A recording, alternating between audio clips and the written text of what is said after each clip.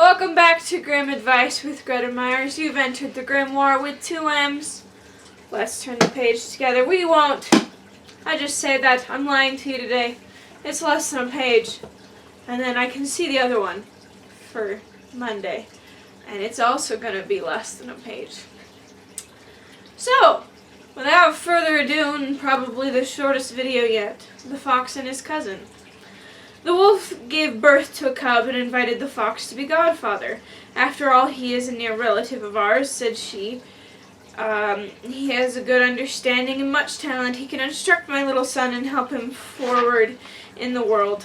The fox, too, appeared quite honest and said, "Dear cousin, I thank you for the honor which you are doing me. I will, however, conduct myself in such a way that you shall be repaid for it." He enjoyed himself at the feast and made merry, and afterwards he said, "Dear cousin Wolf, it is our duty to take care of the child, and it must have good food, that it may be strong. I know a farm from which we might fetch a nice morsel." The wolf was pleased with the ditty, and she went out with the fox to the farmyard. He pointed out the barn from afar and said, "You will be able to creep in there without being seen. In the meantime, I will look about on the other side and see if I can pick up a chicken."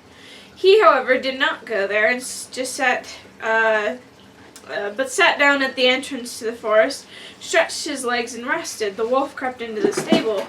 A dog was lying there, and it made such a noise that the peasants came running out, caught Cousin Wolf, and poured a strong burning mixture, which had been prepared for washing, over her skin.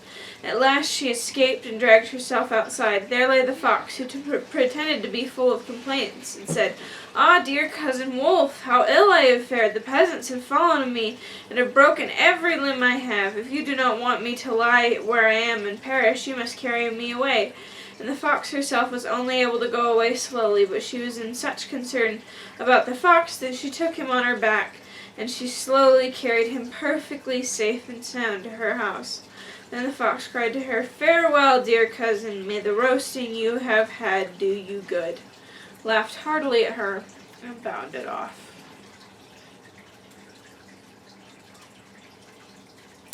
I don't like the fox. Because in the last story, you were kind of sympathetic for the fox. You okay, Chinchilla? Yeah, that was the chinchilla. In the last story, you were kind of sympathetic for the fox, but in this story, you're like, no, I don't like him.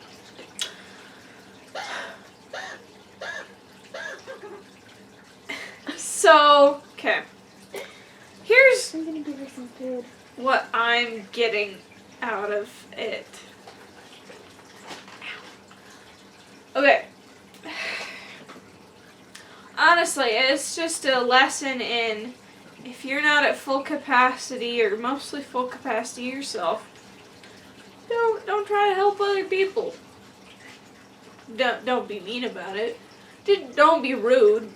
And you still need to take care of yourself. Like, the wolf was like so concerned that the fox was gonna die, when he wasn't. He was fine, that she put him over her and dragged him home when she could barely move herself. And the fox was like, "Peace, I was fine the whole time. I suck." So, really, that's, I don't know what else to say other than there are some people who, granted, not everyone's going to try and trick you and whatever, and they'll actually need help. However, it's not, unless you're their legal and licensed therapist, it is not your responsibility to make sure they're okay. There are apps that'll give you therapy. There are therapists. As much as you care about them, that's great.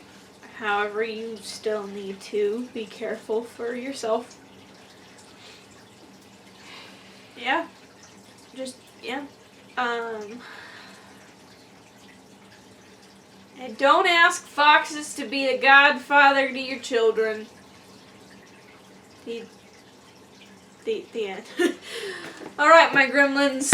Thank you for joining us for another happily ever after, or not so happily ever after. That's up for you to decide. and what you decide is valid. Because you're valid. You are. Either way, this is the end for this episode, so tune in later and we can learn more and turn a new page. Maybe someday we will turn a new page together.